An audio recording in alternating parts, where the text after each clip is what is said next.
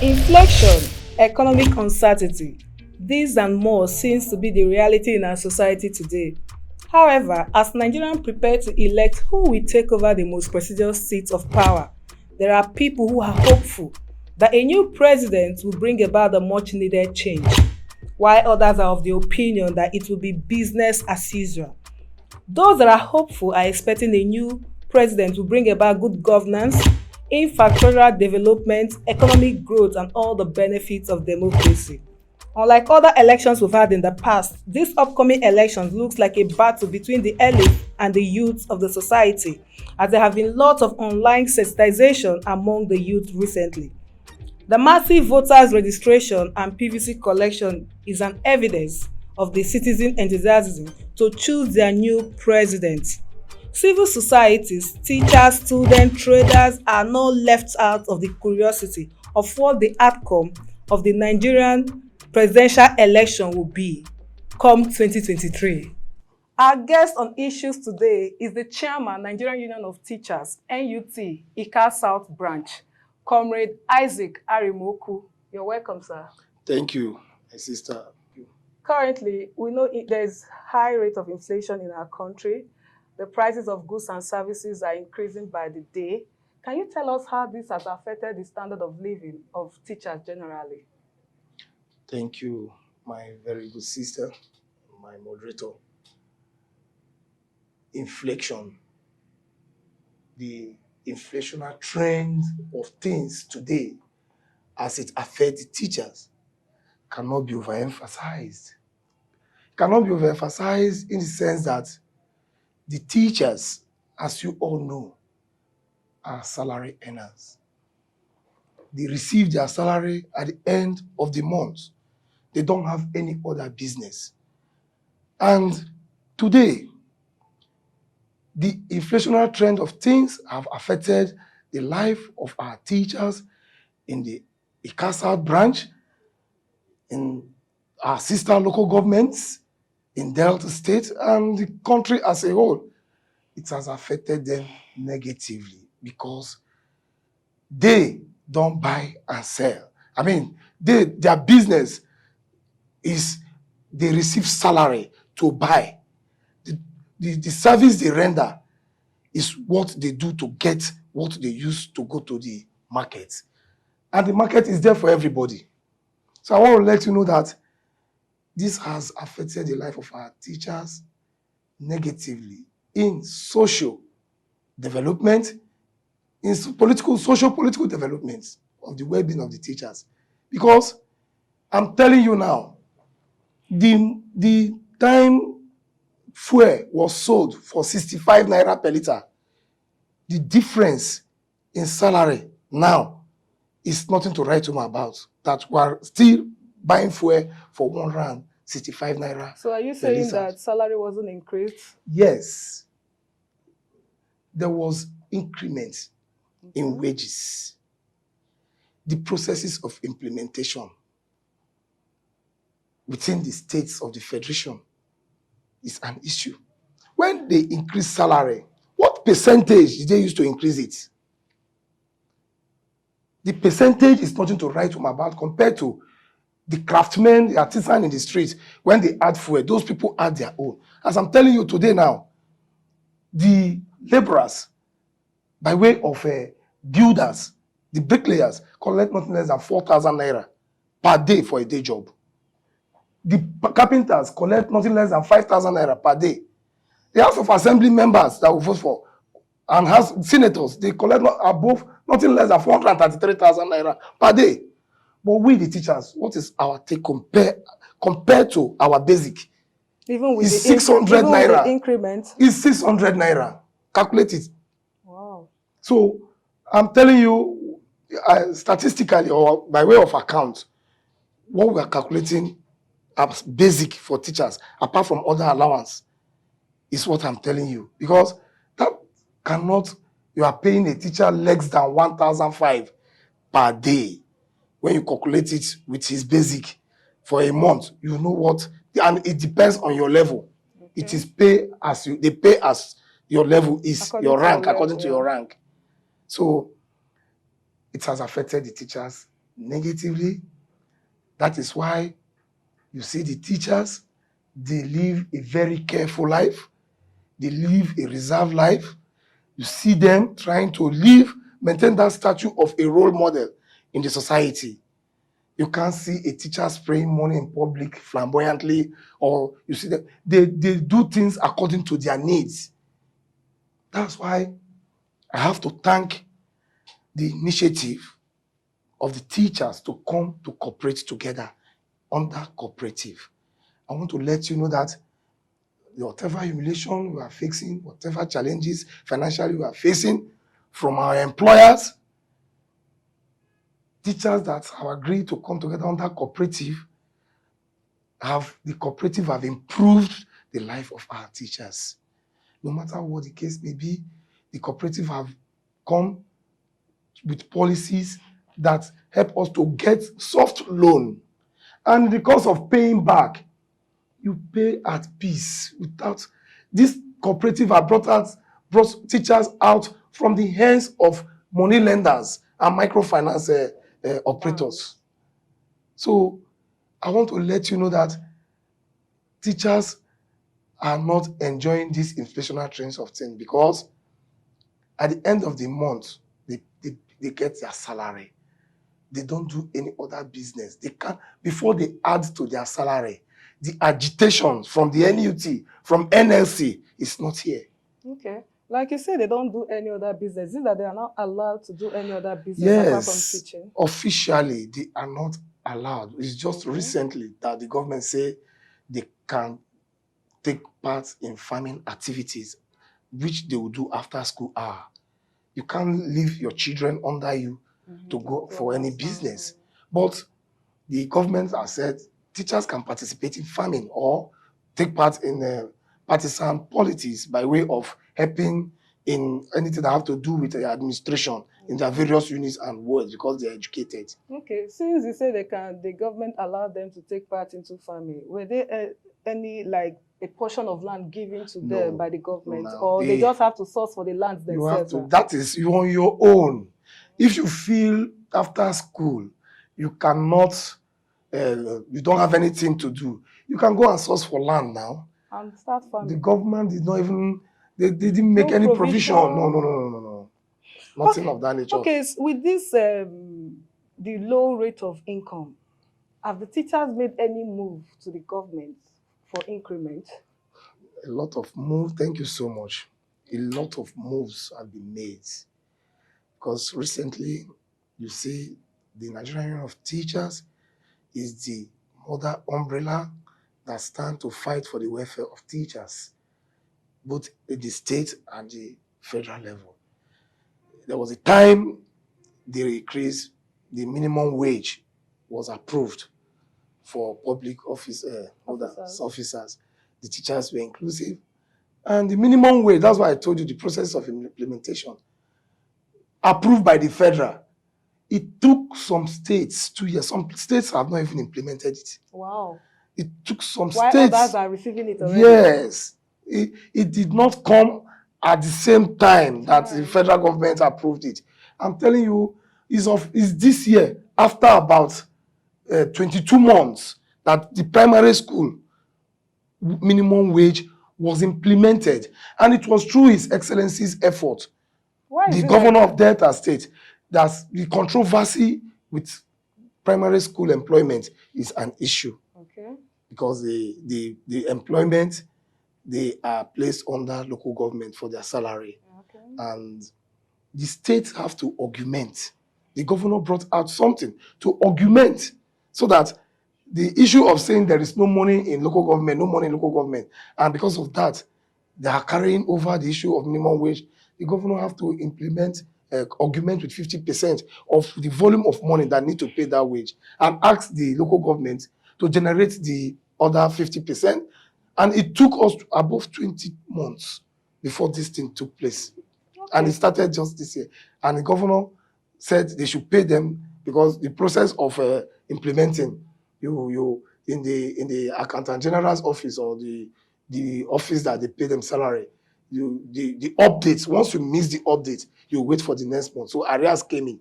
They are still having 1 or 2 issues in they jump on people. There are a lot of stories everywhere. But the NUT is, as we get the complaint, we go to the appropriate quarter. What we do these days is we, Nigerian Union of Teachers, don't begin to fight our employers. We bring problem to them. They respond. If they don't understand, we explain to them how they will do it, how the problem will be solved through dialogue, through consultations. And these things might take months. That is what I'm telling you now. Knowing fully well the government protocol, the bottleneck within the government protocol. But when they see a labor man, NUT, they give them a automatic audience. But when they want to play their tricks, you see them playing pranks. You know? And does this thing affect, like we all know that staff performance is relative to the good working environment and peace of mind. Yes. So with these all things now, the low rate of income and high inflation in the country, has it affected the staff in carrying out their duties? To some extent. Wow. To some extent. Really? Depending on the staff or the staffer. To some extent. I'm telling you that without being told, a teacher that is leaving the house without money, without good food, will not perform well in the field now. That's true. On his table, will not perform well. Psychologically, he'll be depressed. It's also, the teachers have an issue in implementation of the curriculum. The students also have an issue. A child that is not well fed cannot comprehend in the class. And that way it affects the students. Definitely now. If you are teaching a child in the class and he's thinking of, his belly is biting him, he's thinking of there is no food to eat when he gets home and he has not eaten good food to come to school, the child will be distracted. That is why the federal government initiated the free feeding this thing, because for the primary section, the early childhood. Is it everywhere in all primary sections? I don't know whether the program is still on now, but states? It has been, it's in all states. Okay. It is the federal government project. Every child below from 0 year to primary 3 be fed at least 3 times a week or once a week. Then they got a food vendor. They paid them, they gave them contracts, and they serve almost all the school. The primary section, the local education authority, and others, the stakeholders in the education are in charge of that. Okay. We are monitoring them. So with this, like we said, like it will affect some staffs in carrying out their duties. To a great extent. And if it affects the staff, it still will affect the children.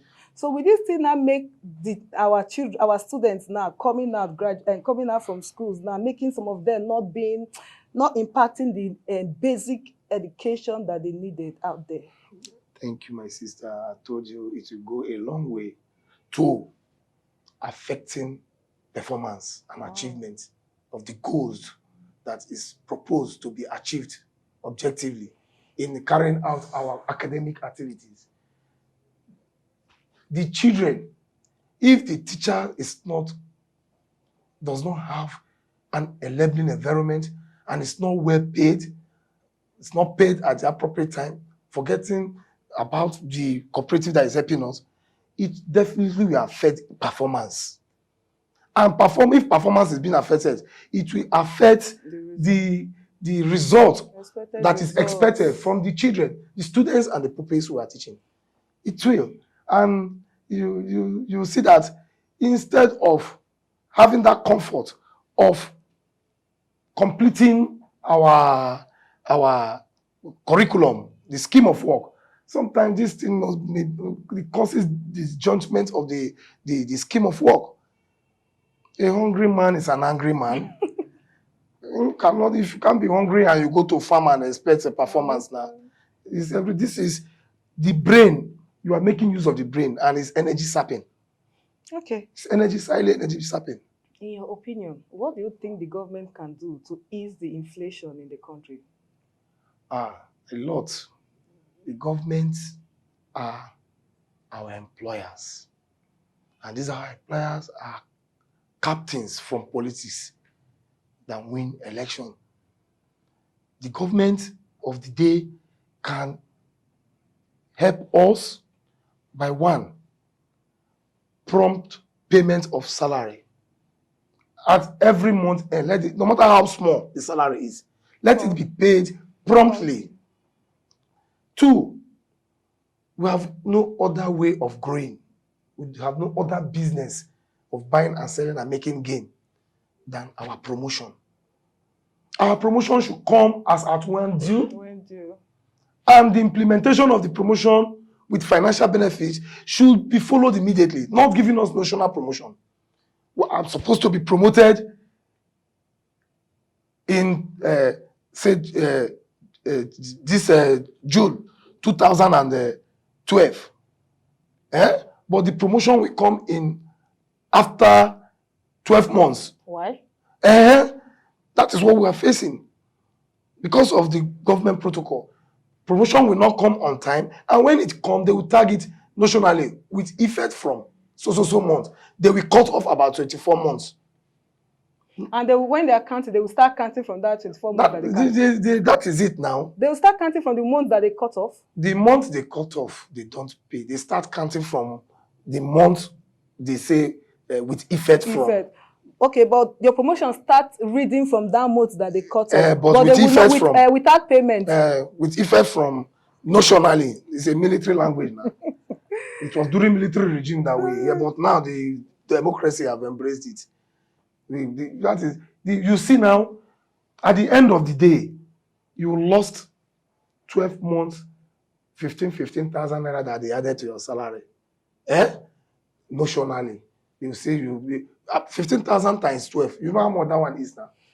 So they don't pay arrears. That's what I'm saying. Okay.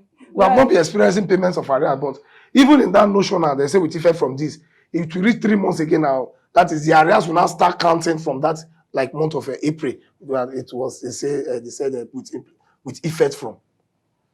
Okay, we all know that pensions and gratuity are being delayed. And most times we hear cases whereby some persons, after 35 years of service, some of them died without being paid their pension and their gratuity.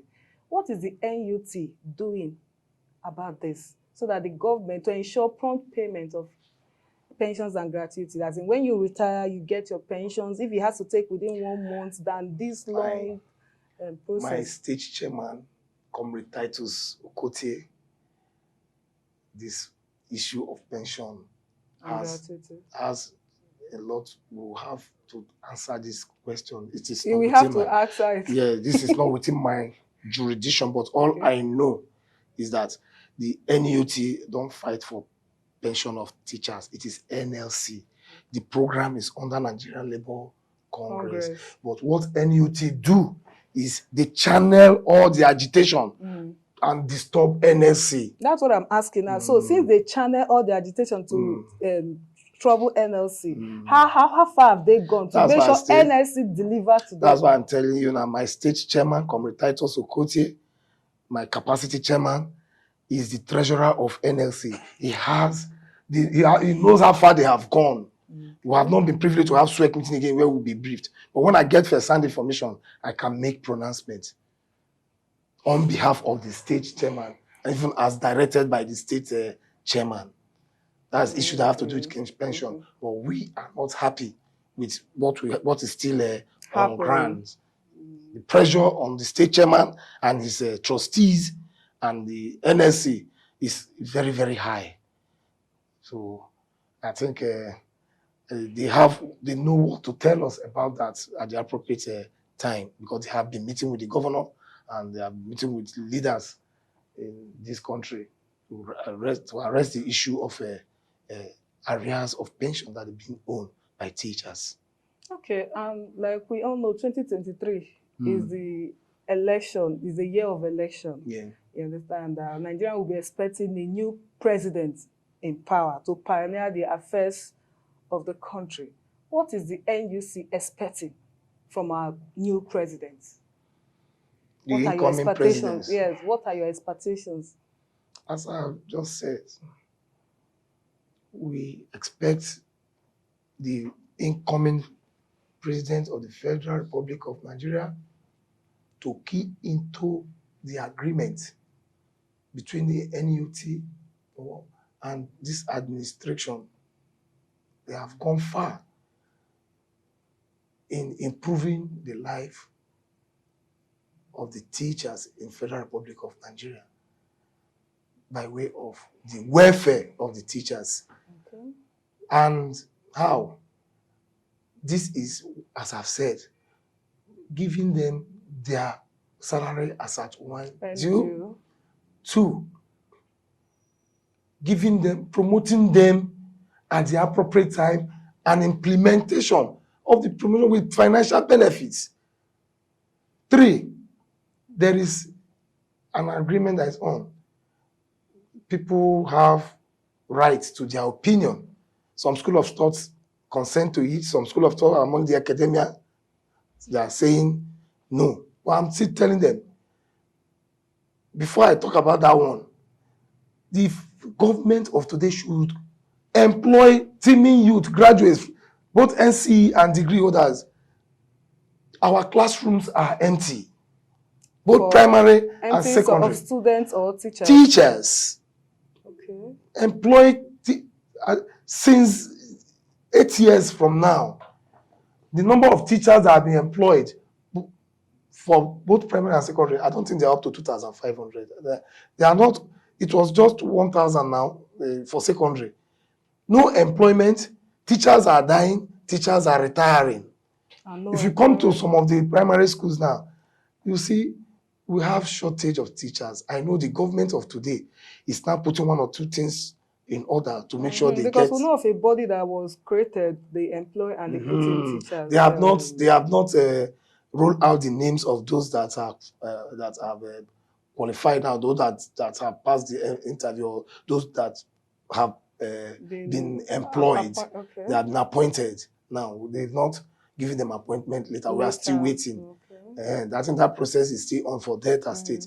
But what we are begging the government of today again, that from the government of today, our classrooms are getting empty. They should employ teachers. We have teaming youths that are ready to work. They have the certificate, both NCE and degree. They are professionals, and they have their TRUCN already. That is why you see them, all of them are hanging out now, opening private schools, every corner. Lessons and doing home lessons and all that to survive. Because the government of today have not employed.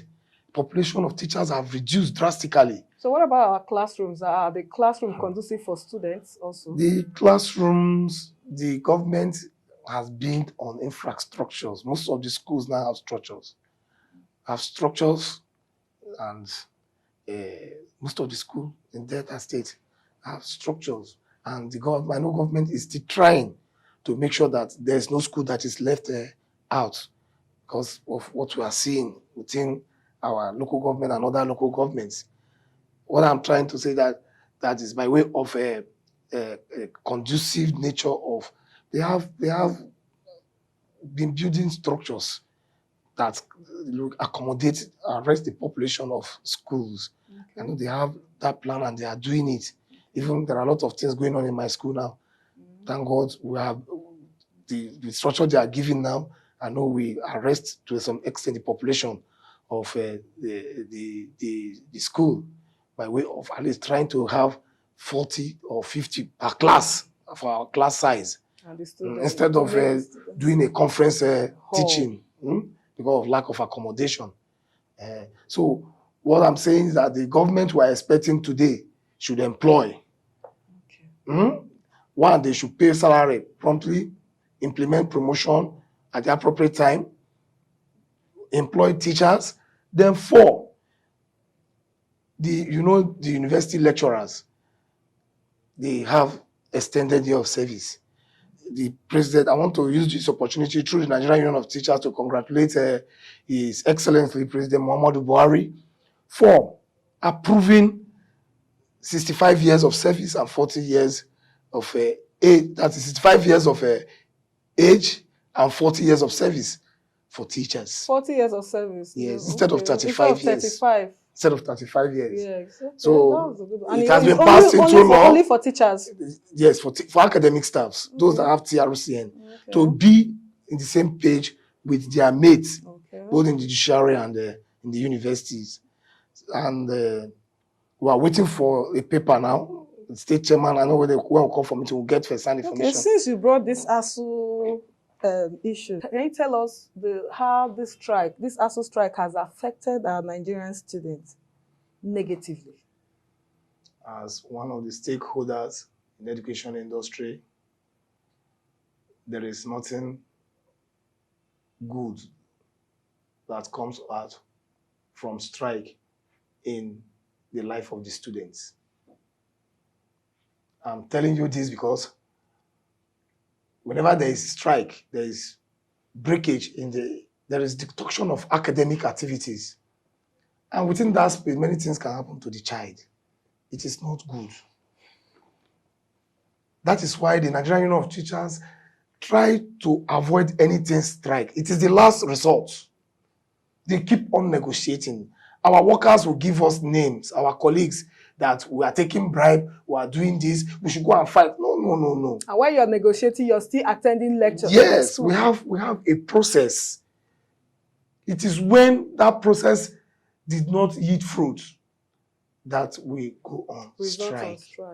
Before us to go on strike, it has gone beyond negotiation. The government of today is not sensitive. I'm very sorry to say. They are not labor-friendly. I'm very sorry to use that word. They are not labor-friendly. If you look at the activities around the development of this society through education, it's already decaying. That's all I have to say. That's all I have to say. Okay, like if we go to our streets, at times you see students, primary students, secondary students on the road. From the public school or the private? Public schools. Okay. And is there nothing being put in place to checkmate these students? During school hours? During school hours. I don't believe that happens. It happens. Maybe during school hours, you are not supposed to see any student in the street. When you see them, a child in the street, interrogate that child, ask that child why he's in the street. Because it has not come to that extent of the teachers getting themselves loose and their student will be found in the street during school hours. Okay, what about children that are supposed to be in school during school hours, where you see them hawking? We have always condemned education, the national policy on education have always condemned that. That is why they design different types of curriculum and programs to arrest those people. You see, and they are still arresting teachers are trained. When I mean arrest, teachers have trained. That's special education. Under special education, we know that in our society, something like this happens. We have teachers that take care of nomadic farmers. They go and look for them. We have teachers that take care of all these Fulani, these Fulani that herdsmen. We have teachers that look for, like in the East, what is peculiar there is that the boy child don't go to school. They go to the market to look for them, and that we call it special education. It's a program. Those teachers are specially trained for that. Migrant farmers, these Ijo, they go to the river to look for those fishermen. Every local government, every state have its own peculiarity. In special education, some teachers are taught, they specialize in that area. And when they are employed, like in the primary school now, we have teachers that are in charge of nomadic farmers now. They call them nomadic education. They have a section for nomadic education. It's special education. They post teachers, you see them, they are in the field looking for those farmers to give first-hand education. It's part of the curriculum. So students are not supposed to be found in the street during school hour hawking. Those that are hawking, when those people that are trained, you see them in the field, meet them, they will carry them to one side. But these days, and they advise them, no government allow hawking. They don't allow hawking in the street. Okay, thank you, sir, for coming to the program. You've heard from our guest, Comrade Isaac Arimoko, the chairman, National Union of Teachers, Ika South Branch. My name is Obi Edward. See you next time.